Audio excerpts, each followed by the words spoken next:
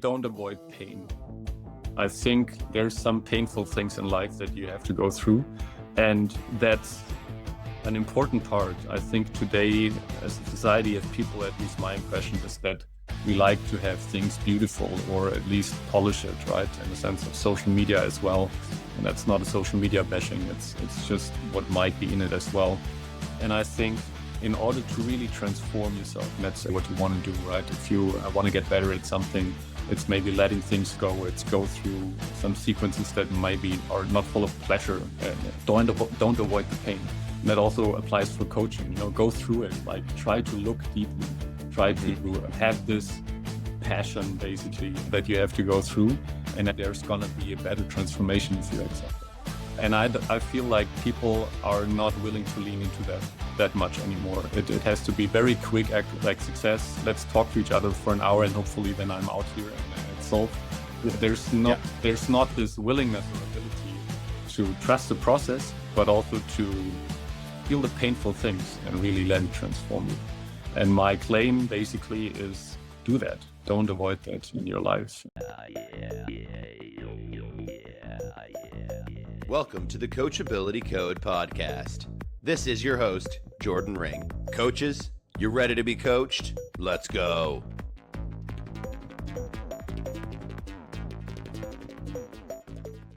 All right, everyone. Thanks so much for being on the podcast. Today, I always say I have a special guest, but I'm extra excited for my guest today. My good friend, Chris, is going to be on the show with us today. Chris, can you just introduce yourself briefly? And yeah, thanks so much for being here.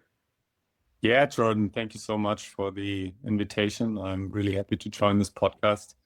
It's a pleasure to talk about this topic. As you said, my name is Chris. We both live in the beautiful city of Lisbon. That's where we met, and that's where we live. And I'm an entrepreneur, CEO, partly coach, I would say, but more like in entrepreneurial conditions. And yeah, I do love to talk about leadership, about skills that you need in order to build beautiful products. I'm more at home in the software world, I would say, building digital products. And my last endeavor basically was to build a software company here in Lisbon, and that's why I'm here in this beautiful city. Awesome. I can't wait to dive into it. And selfishly, we've talked about a lot of this stuff before, but I feel like there's going to be some answers to these questions that I'm like, oh, cool, I didn't know that about you. So I'm excited to dig a little bit. But if you could answer just some initial questions that I've been asking everyone, and again, selfishly, this first one, but what's your favorite book, favorite movie, and then a weird thing about you that you don't mind sharing with other people? Yeah. I would say favorite book and movie. There's so many out there that I could share, but we're talking about coaching, right? Maybe there's some particular movies or books that come into my mind. And one is The Dead Poets Society, a movie. I really like that movie. It's really beautiful. I think in the sense of leadership, the characters that are being displayed, the teaching that's going on, the coaching that's going on, the sentiments, mental feeling that you get after watching such a movie. So that's an absolute recommendation in case someone hasn't seen that movie, but I think it teaches a lot also about coaching in general. It's my favorite, hands down favorite movie. I love it. Is it? Really? Yeah, I've watched it probably 100 times. My brother and I used to watch it every week for a period of time. I don't know why we did that. It was just on VHS. We just popped it in and would fall asleep to it. But yeah, I love that movie so much. It's an old one, but you can rewatch it every time. No, it's so good. Secondly, I recently just read, actually, I do like Irvin D. Yalom. It's an American psychotherapist. He's writing beautiful books. What I like about him is he's combining disciplines of psychotherapy, philosophy, even medicine, and so on. And he's really making a connection and gives you a good understanding of like the interconnectedness between the different disciplines. He writes a lot about old philosophers like Nietzsche and Schopenhauer and so on. And one of his books is called The Schopenhauer Cure. And that particular is also interesting in under the topic that we've been discussing here or are discussing here, sense of coaching, because it shows like a really nice relationship between not officially a patient and a psychotherapist, more like a philosopher and a psychotherapist. And they talk back and forth about different approaches. And I think it teaches a lot about how we can approach coaching, also therapy, also philosophy in today's life. And it's good to read. So it's 600 pages, so it's not a quick read, but Yep. absolute recommendation. I really like. All the other books are great as well from Irving D. Yalom, but this one I really recommend in that particular case. Yeah. What's the name of it again? The Schopenhauer Cure. The Schopenhauer Cure. Okay. Okay. Irving D. Yalom. Okay. Awesome. The author. And a weird thing about you. A weird thing about me. Yeah, that's probably people laugh most about. You know me a little bit, right? I'm not like super cleanly or like super particularly paying attention to the most details. I'm more generalist, I would say, you know, and I like a lot of topics.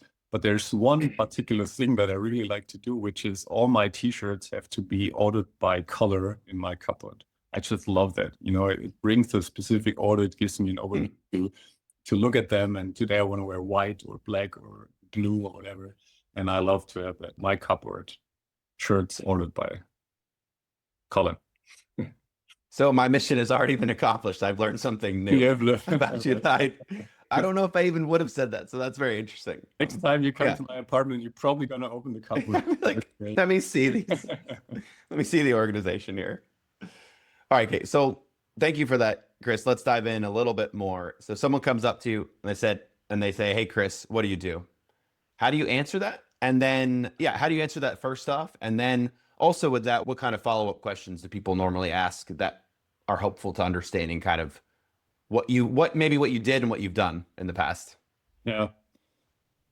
I have a weird observation, like all the time when I talk about what I'm doing, people are actually quiet and they change the topic because either I'm not explaining well or the topic is too, I don't know, complicated and not interesting enough. So I talk about software, I talk about entrepreneurship and, you know, digital products that I built. That's usually what I tell people. But I don't like the question too much because I never feel like there's a good answer to that, right? So you wanna tell so much about yourself, or at least in more detail than just saying what you do for a profession or in that sense. So my favorite answer is basically, let's go for a walk and let's talk. If there's real interest, that's what I like, and then you can dive deeper. If the question just pops up, I'm mostly saying I'm an entrepreneur and I love to build things. Yeah. No, I like that because I've always felt that question doesn't really dig deep enough. And then there's sometimes people are just asking it to have something to say, right? They're not really they don't really want to dive in and have a conversation. That's why I normally say, I just respond, I write books. And then typically that's interesting enough that people are like, what? That's not what I was expecting. They were expecting like the IT or something like that they could kind of sometimes, not everyone, but sometimes blow off a little bit, right? Like, okay, I don't really want to know what you do. Like, let's talk about some other things. Yeah. But yeah, it's like sparking that curiosity sometimes, I think. And I like that you kind of like redirect it to, let's go on a walk and talk about this, because how do you answer that question? What do you do? Yeah. I answer in 3 words, but I do it cheekily to hopefully invite more conversations. That's a good answer, you know, that really sparks curiosity, I would say.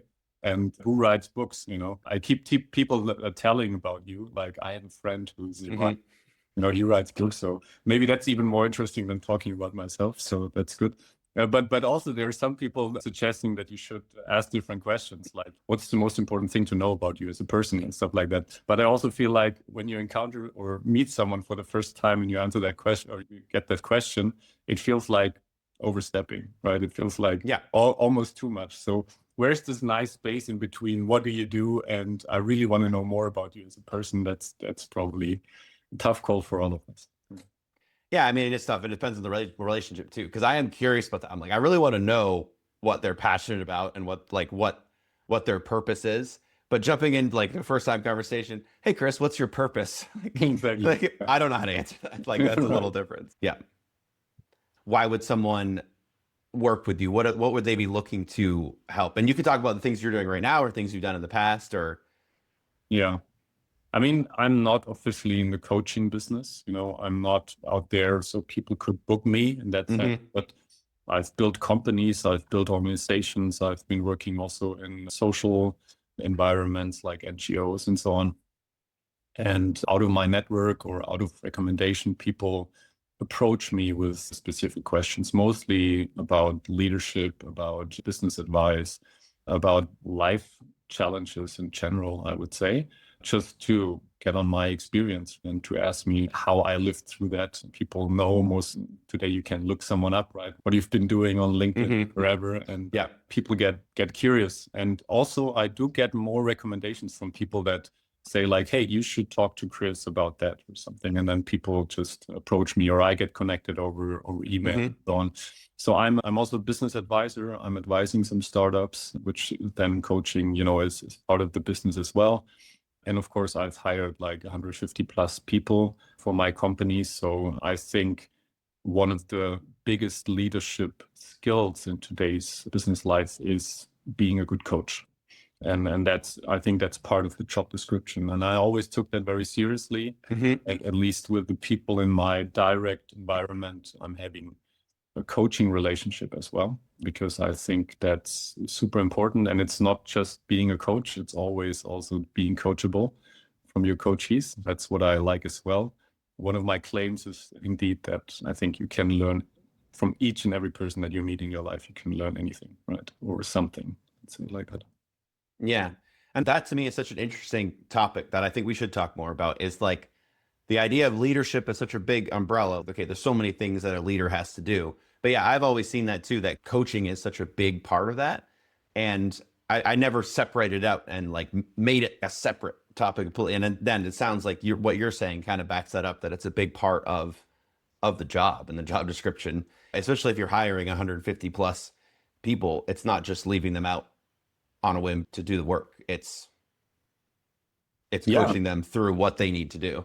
Absolutely. And I think one of the biggest things companies need to have is a growth mindset at the end of the day. You want to keep learning. You want to get better at the end of the day, more efficient or whatever. And that only happens if you as an employee, if you as a group of people also develop further. So I think one of the biggest tasks a leader really has is to multiply, not necessarily him or herself, but business and tasks in general. Yeah. How do you do that? Is by developing people, and coaching is one aspect to that.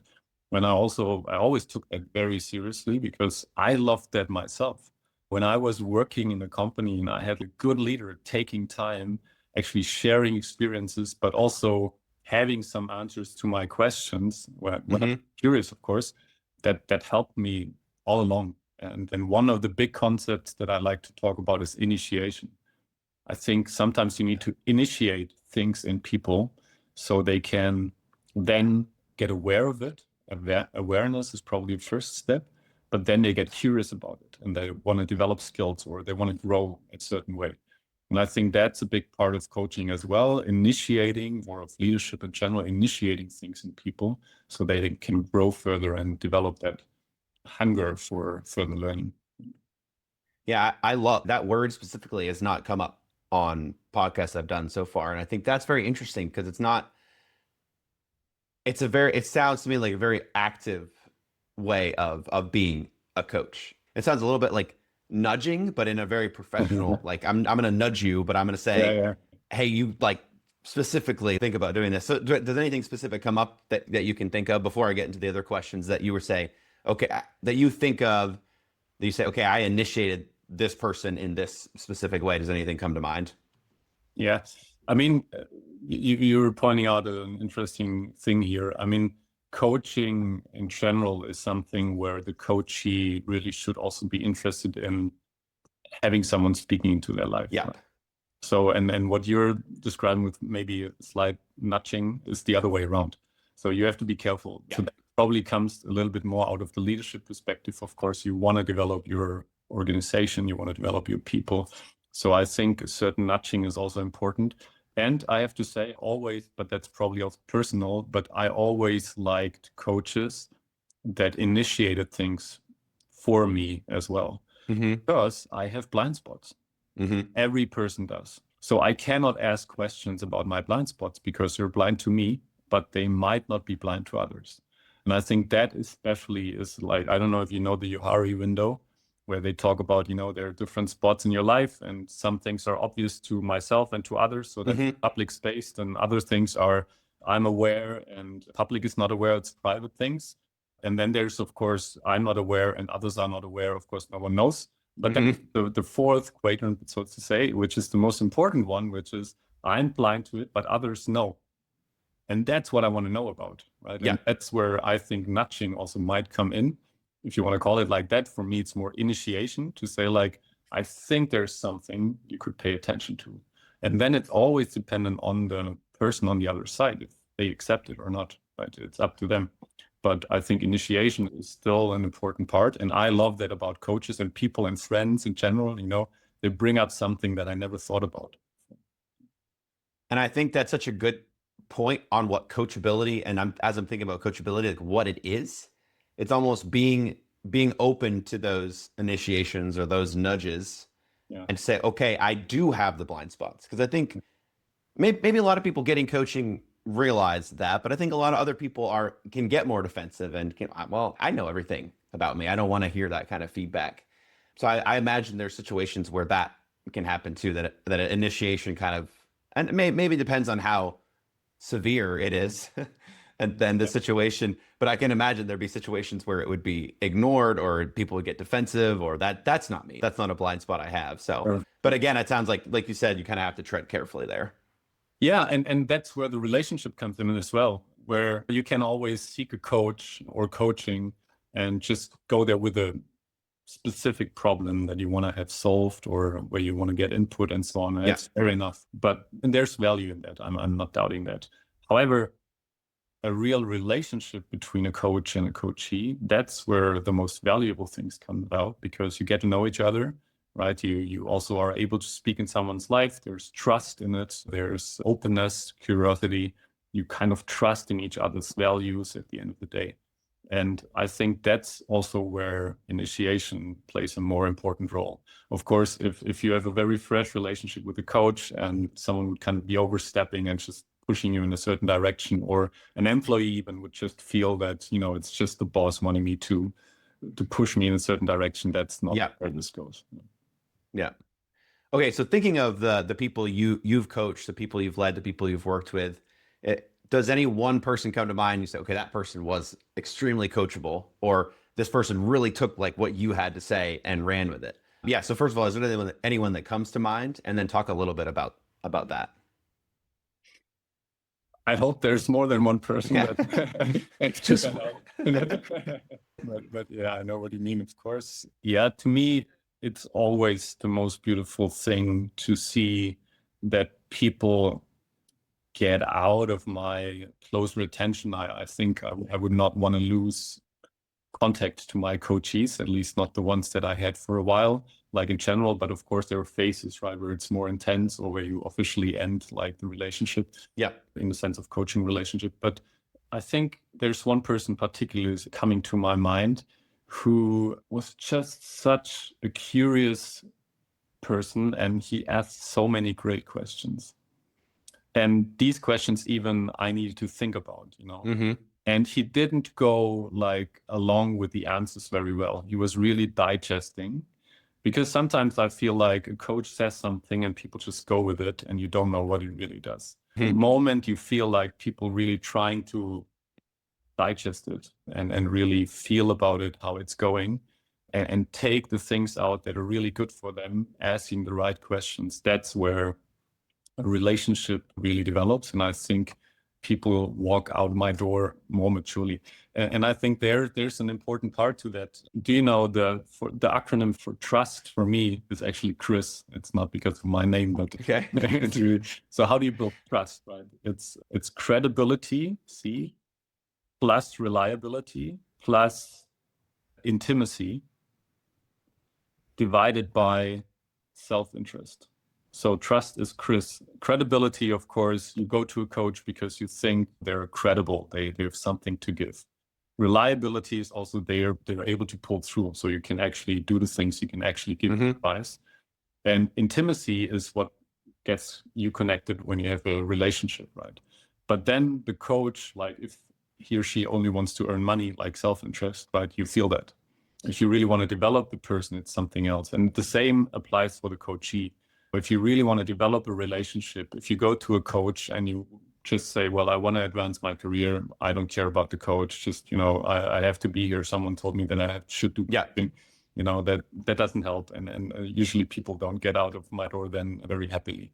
On the other side, if you really want to invest in this trust acronym and really taking out credibility, taking out things of the coach and being emotionally open to develop yourself, I think that's when great results come out. I hope that's not too theoretical.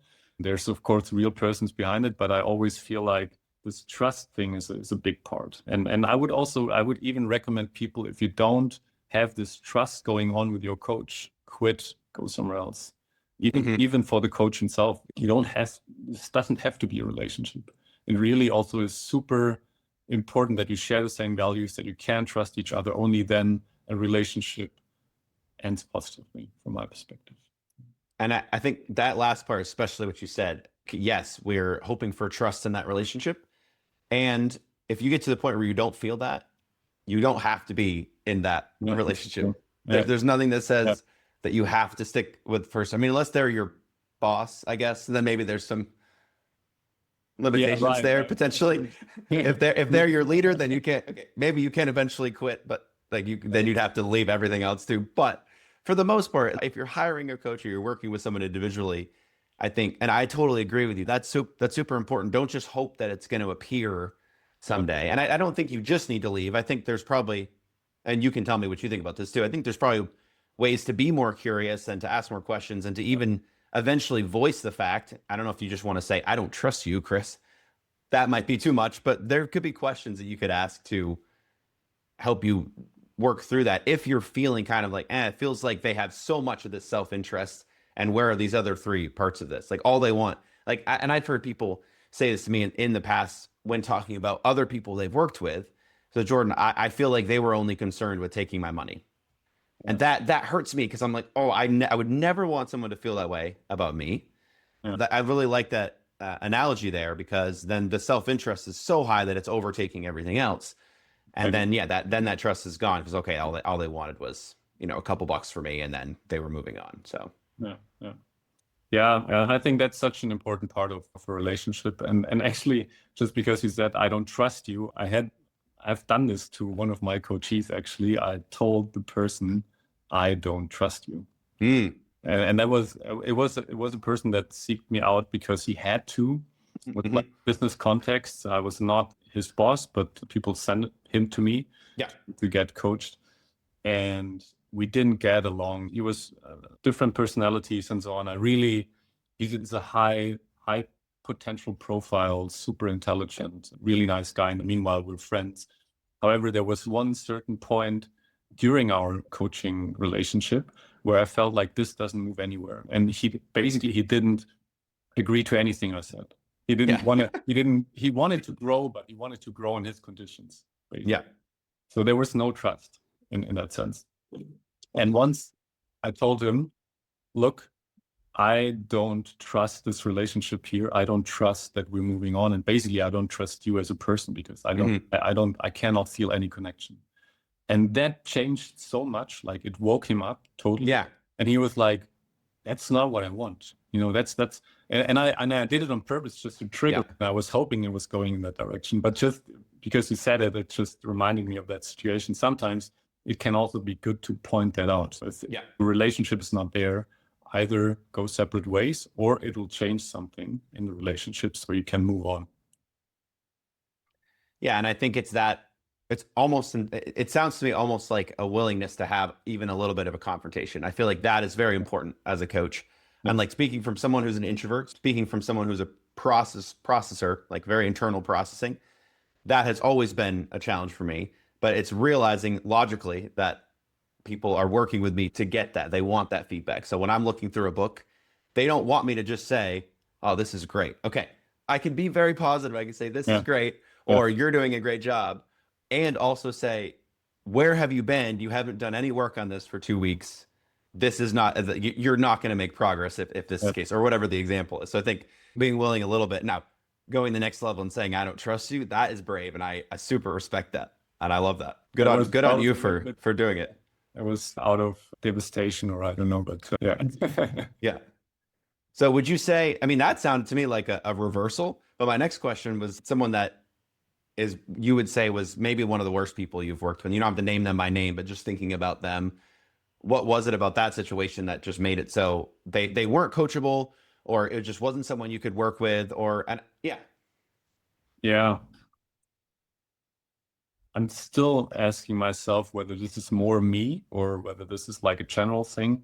But As a good coach does, right? Did I mess this up? I do the same thing. I think all of us do. Because again, we want the best for our students. yeah, So we think, where did I go wrong in this? Even if we have no blame at all, we still question that, right? Because we don't want the blind spots. We want to be aware of our blind spots because we're helping people become aware. So absolutely.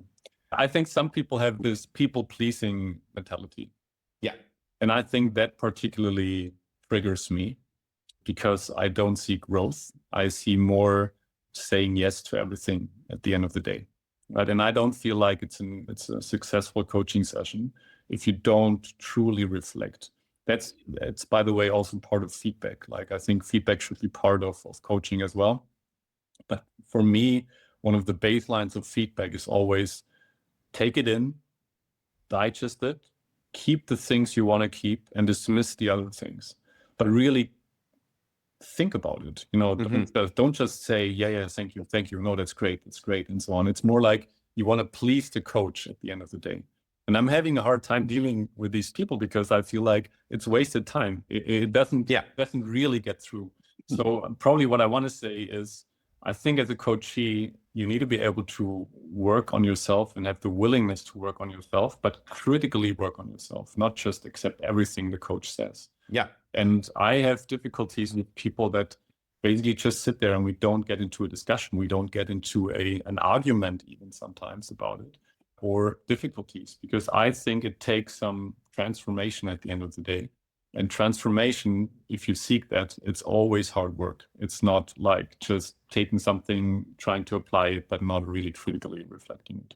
And I have some students, let's call coaches, that I had, and we didn't get anywhere, honestly. It's always the question of like, why do you care so much about impressing your coach in that way? Yeah. It literally doesn't matter. Right. Like, and I get that from a people pleasing perspective. You're like, okay, I want them to be proud of me. I want to do that. But all you would need to do is take it just to the next level of like, how could they really be proud of me? It would be me listening to them and having a conversation and fighting for it and giving something. But again, it's that like just a little bit outside the box of awareness, I think, to step. And that would be it. But it's hard. I think it's hard to motivate some people out of that. Now, you got that one guy out of that box. Have there been other situations where you've been able to like stick people and kind of like, hey, let's not be this like this people pleasing? Or is there any way out of that kind of? Because I know that one is particularly challenging. Yeah. I always feel that you're on thin ice there because you go in the direction of therapy at the end of the day. Yeah. I think that's deep, and people are not like that because they want to most of the time, or they've learned to be like that, or they're trying to avoid some pain and so on. So, I mean, you can do that up to a certain level, but I think it's also super important to say that coaching is not psychotherapy. Yeah. And I'm trying to tell people that also, that I have the impression, that we're not as effective as we could be because they're trying to, from my point of view, pleasing me. So again, I'm frank, I'm outspoken about it, and I think that's important. But I'm holding back a little bit, although I might have some psychological background and so on, but I'm not a therapist.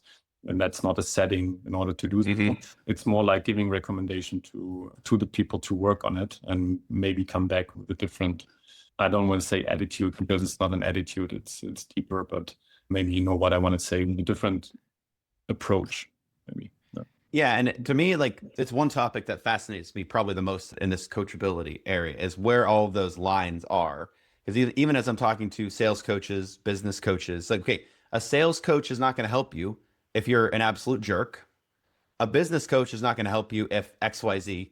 And like you could insert any blockade, but I feel like a lot of those blockades end up being similar. The students that have the least success are the ones that may need other help other than just like book coaching. And that's the thing that's been interesting for me as I'm working with people. I'm like, okay, this is my specific area of expertise. I'm trying to help them.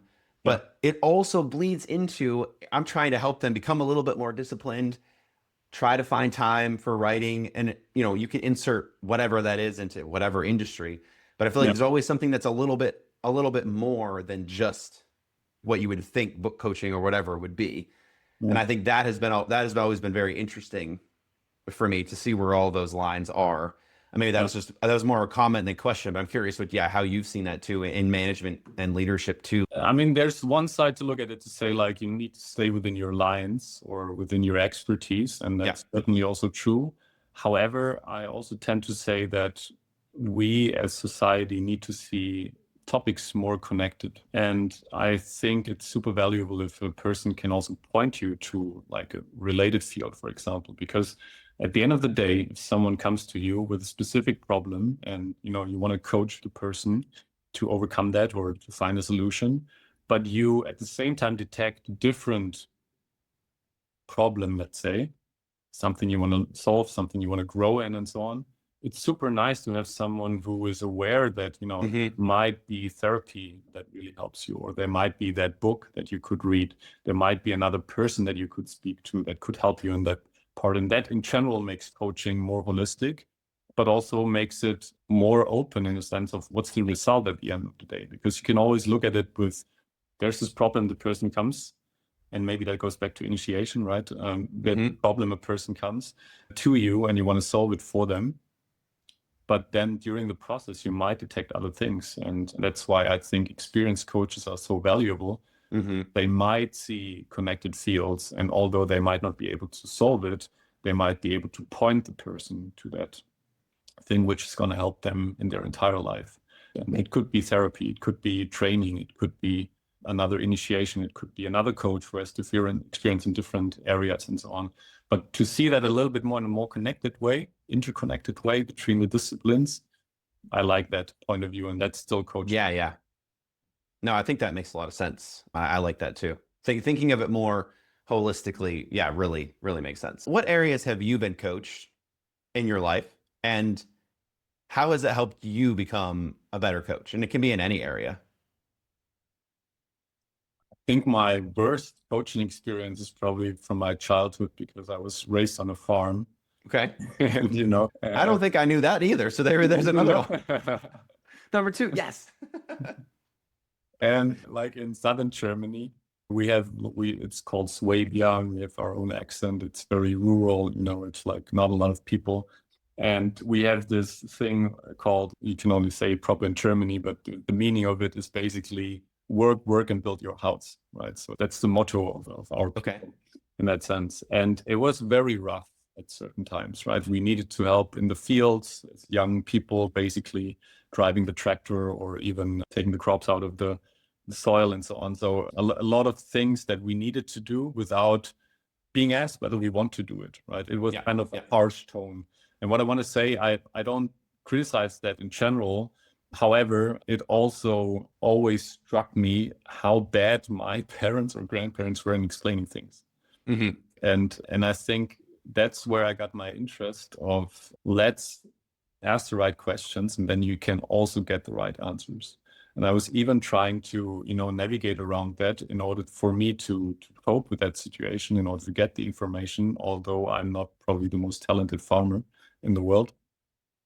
And that started that process of looking behind the lines, looking behind things and so on. And it was probably my first initiation in that sense of like, I love that. I love to understand different kinds of people, but also like to explain things well. And that was like a very good coaching for me during that time. And I already still feel it in my life, that this particular time of my childhood has formed me in the way I look into the world and try to understand different things. But then, like being more an adult, I had really good mentors in the area of my church life, for example, which has been phenomenal. People believing in me, basically seeing something, taking me to the side. I haven't even asked them to coach me officially, but at the end of the day, they did. And it's always been someone who saw something that I didn't see. That's why this topic is so big for me. I think it in parenthood, it's super important In friendships, it's super important, and in relationships, it's super important. And I think we should be more like that, speak into people's lives. People can keep that or dismiss it. That's their decision. But and that's been there for me all the time. Like very good friends, good relationships in general, people that saw something in me, believed in me, and spoke it out. I really do appreciate these people until today because they did it back then. And then I have to say, like later on, I really did it intentionally, like looking for people that in a specific area for me have been experts. Just asking, look, I have these questions, I struggle with it, I'm new to that. Can you help me? And it got into a relationship or a coaching relationship, sometimes just 2 or 3 calls, and sometimes like 1 year or something. But Yeah. never be afraid of asking people. Yeah. I mean, I think that, so all of that was good. And I think especially the last part, like the takeaway of never being afraid. I mean, I think that is so good because again, we go back to like, if you're more introverted like me, or if you're a processor and you're like, and maybe not people please, there's people pleasers out there too, but there's also people that don't want to bother other people. Yeah. Even to the extent of not even asking questions. And I think there are people that are fearful in that way. And I think, how are you going to become a better coach if you're not also asking those questions of other people? And because it's like what you said earlier, we really benefit when people become experts in that, experts in the field. And you're not going to get to that point if you're not asking questions.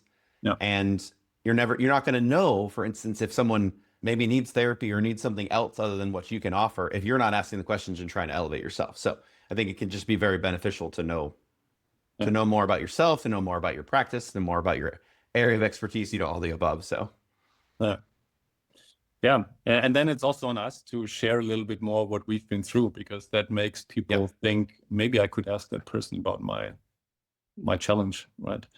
So if we're like, we as coaches, I mean, or as people in general in society, if we offer more what we've been through, then maybe other people would ask us more about it and they could learn. And I'm curious too, like as you, how do I want to word this question? As you've seen people kind of work their way through, the companies that you've been part of, are there any attributes that multiple people possess? I mean, maybe there's coachability, not to be totally on the nose, but just, you could say that if it's true, but just curious if there's like, what common attributes, some people have that have been able to kind of work their way up, or maybe not even work their way up, but that have been successful, under your tutelage and in your businesses. Yeah.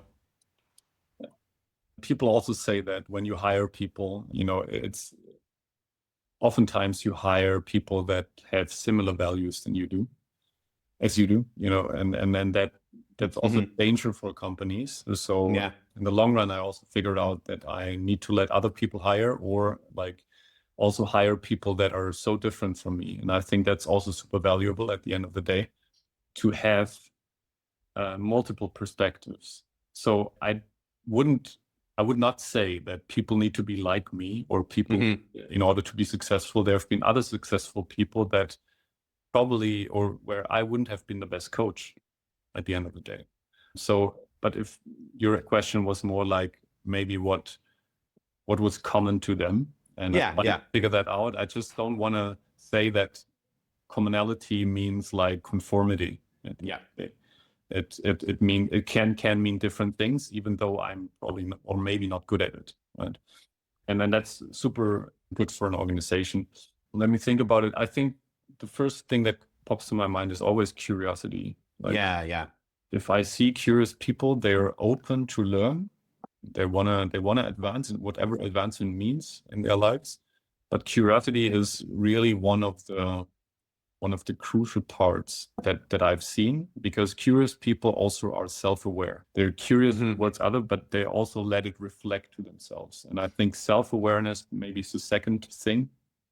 And I've seen, the more you're aware of your triggers, of how you are as a person, learn about your life, your temperament, your gut feelings, whatever comes up, right? The more you can learn about how to navigate through this world and be successful. Again, whatever successfulness means. Mean hierarchy or career or whatever. But these are probably the two. So curious and self-awareness. And then I would add, we had it before, ability to trust. Yeah. Well, if you can trust others to work with you, if you can bring out that other people trust in you, I think that's a very important ability. Yeah. No, that makes a lot of sense. I love that. Okay, so we have a couple more questions, but I wanted to make sure I asked this question on every podcast because I want to make sure people get a chance to say what they want to say, about these topics in general. So, what is your soapbox? And feel free to stand on it and share with us. Can I share that I had a soapbox basically that I was standing on when I was leading my last companies, and after like a couple of years, people were saying, "Yeah, we know that by now, stop doing it." But Yeah.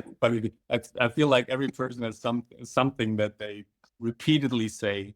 Yeah. That probably gets annoying, but Yeah. if it gets annoying, it also gets through. I guess it gets people know it. So, yep. Exactly. Yeah. I want to say, don't avoid pain. I think there's some painful things in life that you have to go through. And that's an important part. I think today, as a society, as people, at least my impression is that we like to have things beautiful or at least polish it, right? In the sense of social media as well. And that's not a social media bashing. It's just what might be in it as well. And I think in order to really transform yourself, and that's what you want to do, right? If you want to get better at something, it's maybe letting things go. It's go through some sequences that maybe are not full of pleasure. And don't avoid the pain. And that also applies for coaching. Go through it. Like try to look deeply. Try to have this passion, basically, that you have to go through.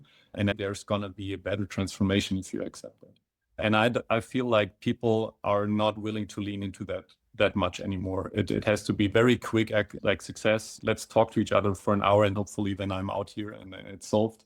There's not this willingness or ability to trust the process, but also to feel the painful things and really let it transform you.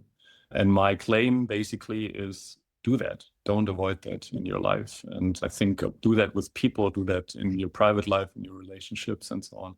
But that's also part of coaching, I would say. If you and your coach can go through like painful steps as well, you'll get out at the end of the tunnel with more light than you can imagine. And I feel like that rings so true. And it's so funny because I was even thinking of that when you were sharing your story earlier about being on the farm and how, your parents and grandparents didn't explain things. And I was like, that was born out of the pain of going through that. Right. And like, I feel like, maybe this is a deeper subject, but I feel like as adults, as we age, then we try so much to build lives that are avoidant of pain or of those difficult circumstances or of really looking within. But yeah, don't like embrace that, right? Like you're not going to learn more about yourself if you're not willing to go through things that are challenging. Like, yeah, stop trying to avoid it and just push through it maybe. Yeah. No, so true. Yeah. All right, Chris, if people want to learn more about you or connect with you, where's a good place? The most easiest place is LinkedIn today. So just look me out, Christian Lessing. You'll probably find me located in Lisbon. I'm happy to help and to share my experiences, as you might see. I think I've benefited so much from people around me that I also want to give back. And, although I'm not officially in the coaching business, I'm happy. Like if people think that I have an experience that they can learn from, I want to share. If you think I'm a good coach to reflect let's set up a call and I'm happy to discuss further. Yeah. Yeah. And I'll share, you've been very helpful for me in my career and the work that I do. And there's sometimes where I come back and my wife, Miranda, will say, I'm so glad you talked to Chris about that. For one, she's tired of me talking her ear off about it. Okay. So that's, let's be honest. But number two, like having you speak into my life in certain areas, like it has been really helpful. We've never had an official coaching relationship. We've just had conversation. And it has been very helpful and very impactful. And I don't say that just for this podcast. I say that truthfully. So I think if you're someone that's, I don't know, starting a business or looking at different areas or just wants to be coached, in the areas we've discussed, I think you'll be a great person to reach out to and chat. So I'm happy to talk to you. I also appreciate just let me give that back, like our time together and our conversations. It's always super fruitful and I'm also super inspired. by you, and happy to do this podcast with you here as well. I think even talking about these topics already gives me pleasure to think about our future lunches. So it's cool. So I think in life, if you can choose the pain, but also choose the things that give you, pleasure and purpose as well. Like, do both things. So. Right. That's not what I wanted to say. Yeah. Only choose pain, right? Only choose pain. Yeah. All right, Chris. Well, thank you so much for joining us. I'll add the links and whatnot into the show notes. But yeah, appreciate your time. Is there anything else you wanted to add? I'm good for now. Just Great. This is continuing to be such a good podcast. It's really good to listen to your podcast so far, and I hope I could contribute a little bit to it. Pleasure. Awesome being here. Thanks, man. Appreciate you. Are you still here listening to this podcast? You're awesome. I got 2 CTAs for you. Number 1, subscribe to this podcast for more. And number 2, have you ever thought about writing a book? Contact Jordan. He can help you out. Jordan@jamring.com.